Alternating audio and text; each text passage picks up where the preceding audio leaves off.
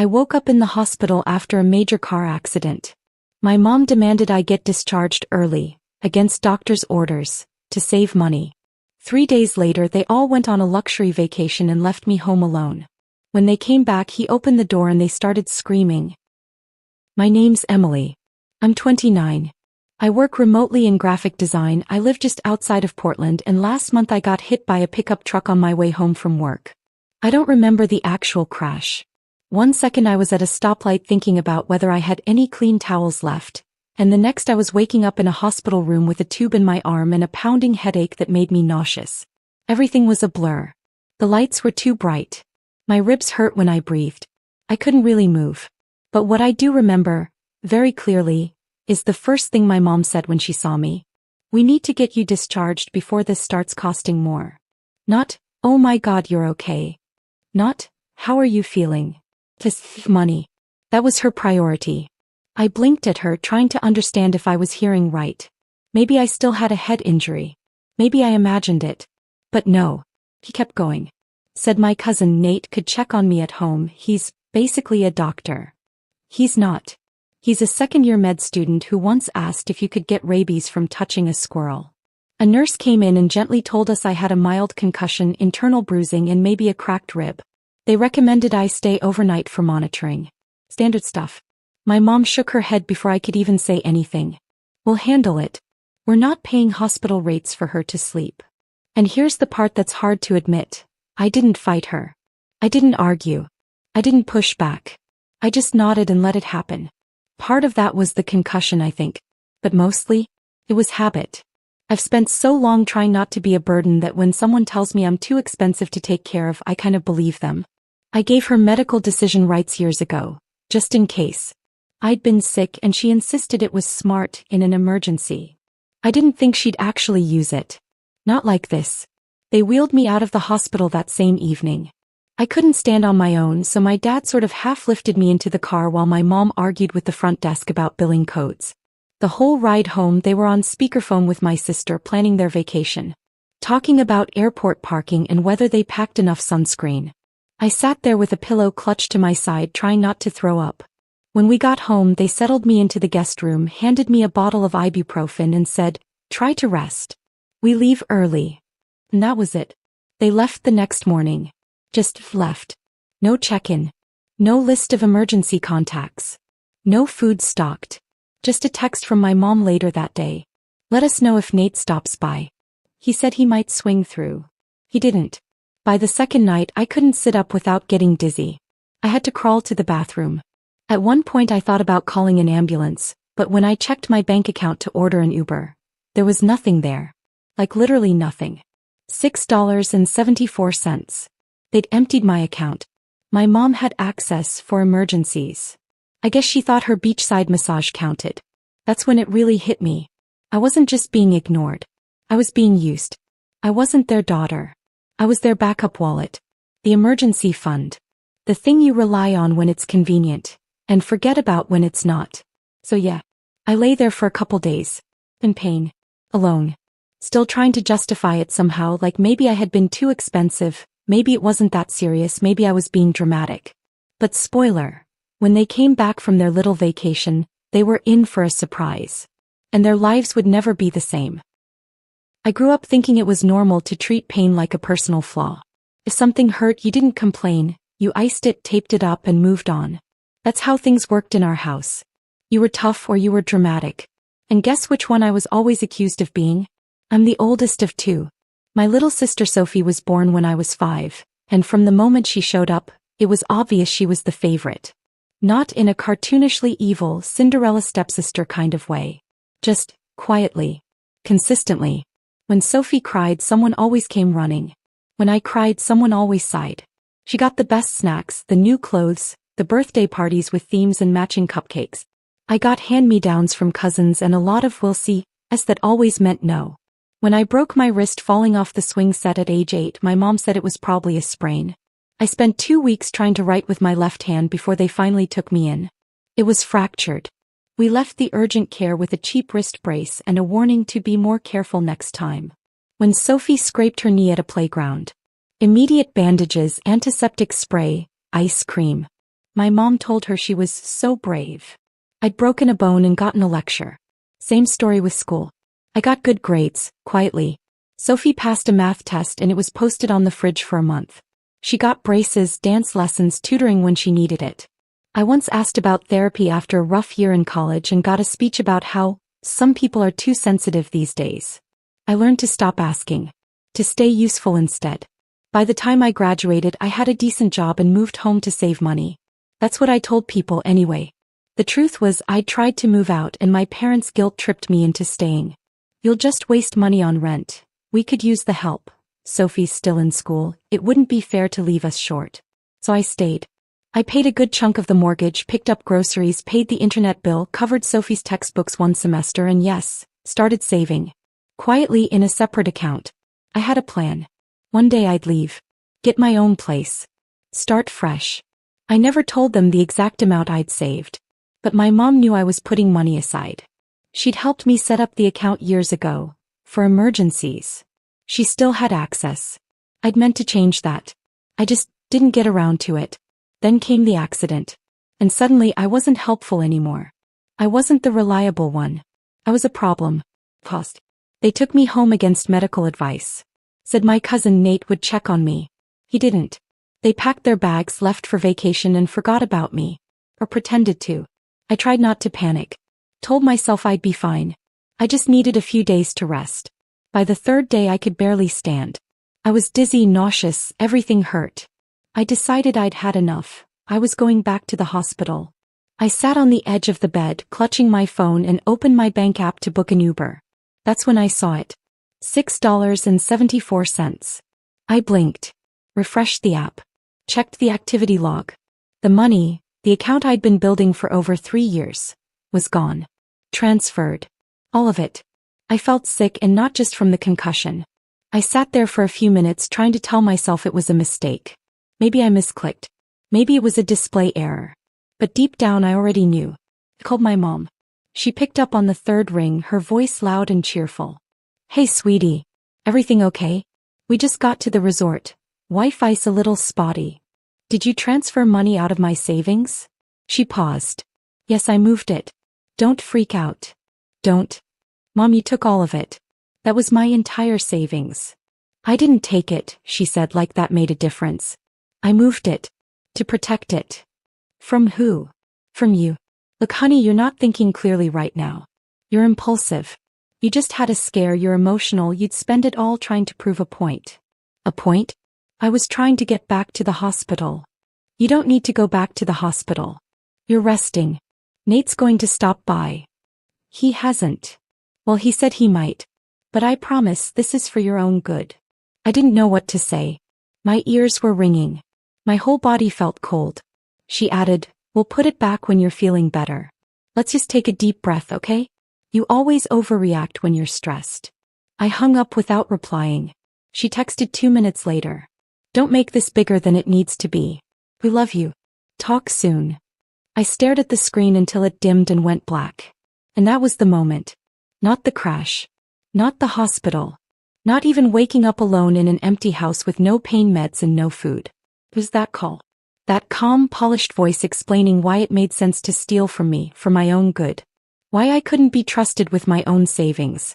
Why they got to decide what was responsible and what was impulsive. It broke something open. Because they didn't just forget me. They emptied me out. They left me hurt, helpless, and alone, and then took the one thing I had, the money I saved to leave. To breathe. And the worst part? They didn't even see it as theft. They saw it as parenting. That's when I stopped feeling guilty. And started making a plan. I didn't call her back. I didn't reply to the text. I didn't send a follow-up asking for the money. I didn't beg or reason or try to make her see my side. Because by then I finally understood something that had taken me way too long to learn. They didn't care. Not in the way people are supposed to care about you. Not in the way you care about someone when you've watched them bleed and break and still show up for you. They didn't see me. They saw a resource. A utility. A safety net that complained too much. And when that net tore, they left. So I stopped trying to patch it. I stopped trying to be the bigger person. I stopped trying, period. And I picked up the phone. Not to call a therapist. Not to call Sophie. Not to call my mom back and play nice. I called Eric. Eric isn't just a lawyer. He's a friend. An actual friend. One of the few people who ever saw through the polite version of me. The one that smiled too much and apologized for everything, and asked what I was really thinking. We met in college. He used to say I'd make a great designer and a terrible doormat. I didn't know how right he was until now. He picked up after 2 rings. Emily. I didn't cry. I didn't even say hi. I just said, I need help. And he said, Oi. Start from the top. So I told him everything. The accident. The hospital. The forced discharge. The bank account. The savings. The silence. All of it. He listened. Really listened. Not in that, that's crazy way people do when they're already half distracted. He asked questions. Took notes. Paused when I said I wasn't sure if it sounded bad enough. He said, it's worse than bad enough. It's financially exploitative and medically negligent. And then he said something I wasn't expecting. We can do something about this. Legally. I'd always assumed family stuff stayed in the emotional gray zone. That you couldn't call it abuse if there were no bruises. That you couldn't call it theft if you gave them access. That suing your parents was the kind of thing only soap opera villains did. But Eric explained it clearly. I had a strong civil case. They'd taken thousands from an account that wasn't theirs. They'd overridden medical decisions with no regard for safety. They'd left me alone, injured, and without access to care or money, while knowingly relying on me for financial support for years. He said we'd start with a demand letter. That we'd lay out the timeline, the facts, the bank records. That if they didn't respond, or tried to retaliate, we'd escalate. And he asked me one more thing. Are you sure you want to go through with this? I said yes. Not because I wanted revenge. Not because I wanted to make a scene. But because for the first time in my entire life I wanted out. Completely, cleanly, permanently. So we filed. It started with an envelope. A legal courier delivered it 3 days later, the morning my parents and Sophie returned from their vacation. They came back tanned and laughing, dragging their wheeled suitcases across the driveway like they hadn't left a body cooling in the guest room. I wasn't there. But he was. Eric answered the door. According to the neighbor across the street who watches everything through her blinds, it was chaos. Yelling. Accusations. My mom shouting, "Are you serious right now? She's suing us." My dad swearing under his breath and Sophie asking, "What the hell is this about?" Eric didn't say much. Just handed over the paperwork and gave them a card. The text started rolling in about 30 minutes later. First my mom. "You're doing this? Really? After everything we've done for you?" Then my sister. "You're being insane. You're not thinking clearly." Then my dad who never texted. "We need to talk. This isn't the way." I didn't respond. Said I emailed them. One message. One attachment. PDF titled, "In case you forgot." Inside. Screenshots of every bank transfer I'd made to cover the mortgage, bills, groceries, Sophie's textbooks. A copy of the discharge report from the hospital. Screenshots of the text thread. Me asking for help, no replies. A detailed bank statement showing exactly when they transferred my savings and where it went. The last page was a copy of the demand letter Eric had written, outlining the legal damages we were seeking. Reimbursement of the full stolen amount, plus additional compensation for medical negligence and emotional distress. I didn't write a single word in the email body. Just the file. They opened it. Then the real panic started. My mom called 7 times in a row. Then again. Then Sophie called. Then Rachel, my cousin. Then my aunt. Word was spreading. Suddenly, everyone remembered I existed. I started getting messages that sounded more like guilt than concern. "We didn't mean to hurt you. You've always been part of the family, Emily. We just thought we were doing what's best." Somehow I was still the irrational one. The emotional one. The problem. Not the one who'd been left behind. Not the one who'd been paying their bills for the last 4 years while getting mocked for working from home. Not the one who'd nearly died and been abandoned with nothing but a half-used bottle of ibuprofen and a cracked phone. But that's the thing about people like them. They only love you when you're useful. And I'd finally stopped being useful. So I stopped answering. I shut down my part of the joint family phone plan. Changed my bank accounts. Moved out. Quietly. I found a studio apartment downtown. It's tiny and the windows stick and there's a weird smell in the hallway I haven't figured out yet. But it's mine. I cook what I want. I work in peace. I have my own key, my own mailbox, and a space heater that hums at night like a lullaby. Eric checks in every few days with legal updates. The case is moving forward. They haven't responded formally yet, just more emails begging me to drop it. But I won't. Because this isn't about money anymore. It's about what it means to say, you can't do this to me. Not again. Not ever. It's about letting the screaming happen on the other side of a door I never have to walk through again. And it's about remembering that I wasn't crazy, or dramatic, or impulsive. I was just finally done. It got better. I should probably start there because I realized after everything happened that no one had actually asked. Not once. Not, how are you healing? Not, is your pain better? Not, did the headaches go away? But yes, I recovered. Not overnight, and definitely not thanks to any homemade remedies or well wishes from the people who were supposed to care. It took time. Weeks of quiet rest. Real doctor's visits. A physical therapist who didn't treat me like a nuisance. A few days where I broke down in the middle of brushing my teeth because my ribs still ached and I didn't know if I'd ever feel safe in my own body again. But eventually I got better. I found a new doctor, paid out of pocket with help from a friend who floated me a small loan, and got the kind of care I should have received from the start. And once I moved out of that house, the one that somehow felt colder than the hospital, I started breathing again. Like actually breathing. Deep, full breaths that didn't feel like a luxury. I think that was the moment I knew I was really done with them. When I realized that healing was something they actively stood in the way of. The lawsuit? That was just a formality. Eric handled everything. He was calm, steady, and absolutely ruthless. He didn't let me second-guess myself. Every time I said, "Do you think I'm taking it too far?" he replied, "Emily, this isn't personal. It's legal. And you're completely within your rights." I believed him. My parents, on the other hand, thought it was a bluff. They ignored the initial paperwork. Pretended it didn't matter. My mom kept sending messages like, "You'll regret this. Families don't sue each other." My dad texted once to say, "Enough. You made your point." As if this was all some dramatic performance and I was overdue for my curtain call. But the longer they ignored it, the more it cost them. Eventually, Eric made it clear we were ready to take it to court. And then like magic they wanted to talk. They offered to settle. Quietly. No admission of guilt, of course.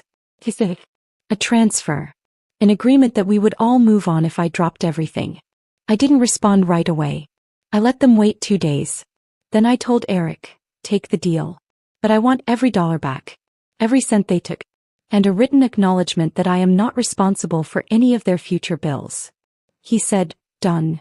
The money hit my account on a Tuesday morning.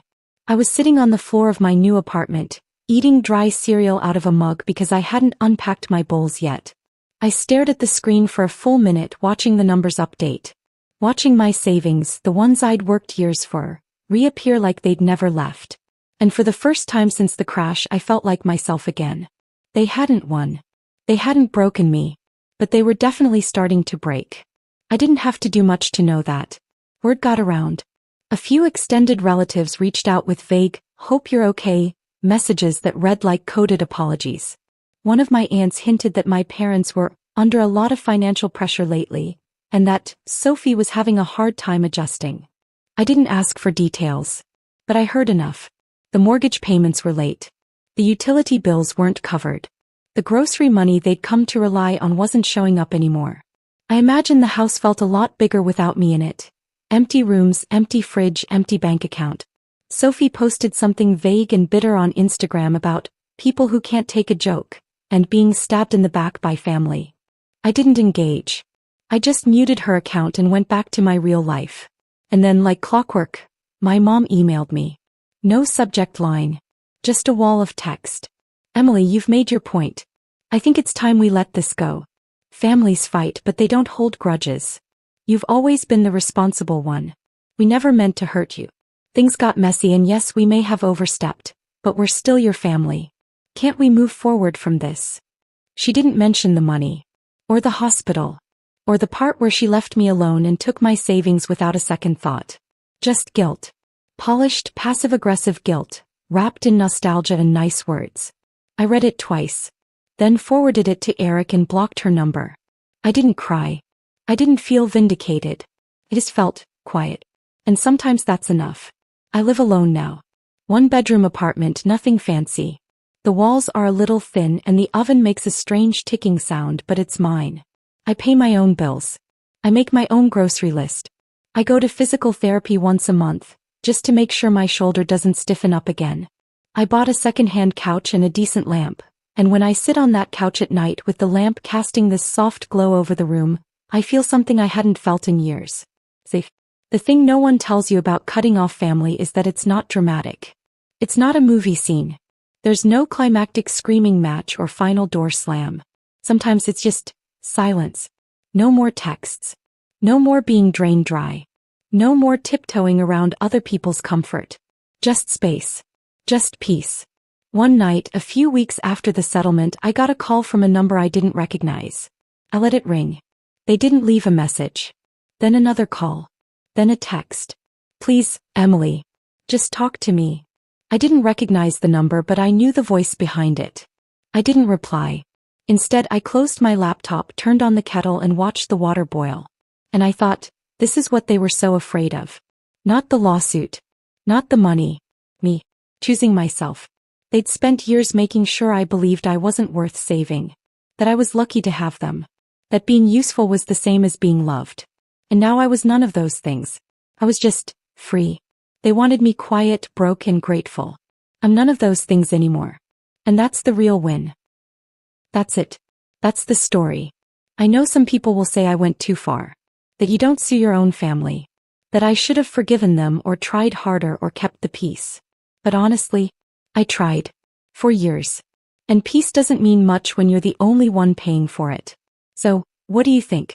Did I do the right thing? Let me know in the comments. I'm genuinely curious. And if this story hit home for you or you just want more like it, go ahead and subscribe.